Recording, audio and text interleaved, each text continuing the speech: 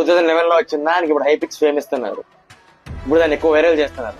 Basic గా మనం చూసే ఉంటాం ఈ మధ్యకాలంలో అమెజాన్ లో కొత్త ఫంగై వచ్చిందని, అది ప్లాస్టిక్ ని కూడా డైజెస్ట్ చేసుకుంటుందని, అది ఎకో ఫ్రెండ్లీ అని చాలా వినే ఉంటాం. అయితే ఈ ఫంగై ఇప్పుడిప్పుడు వచ్చింది కాదు. 2011 లో ఏలియన్ యూనివర్సిటీ స్టూడెంట్స్ వాళ్ళు అమెజాన్ రైన్ లో దీన్ని ఫైండ్ చేశారనమాట. ఈ ఫంగై పేరు పెస్టులోమయాప్సిస్.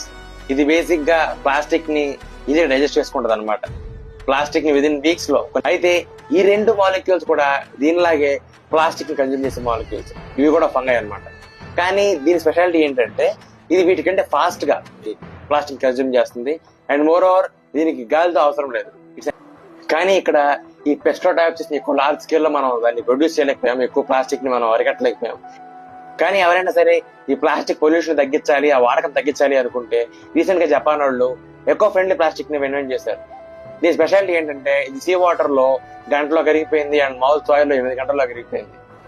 అయితే ఇది బిగినింగ్ స్టేజ్ లోనే ఉంది. ఇది కనుక అప్రూవ్ అయ్యి లార్జ్ క్వాంటిటీలో ఇది కనుక ప్రొడ్యూస్ అయితే మన ప్లాస్టిక్ ద్వారా వచ్చే పొల్యూషన్ మనం కంట్రోల్ చేయొచ్చు. ఓవరాల్ దీని మీద ఏంటో కామెంట్ చేయండి.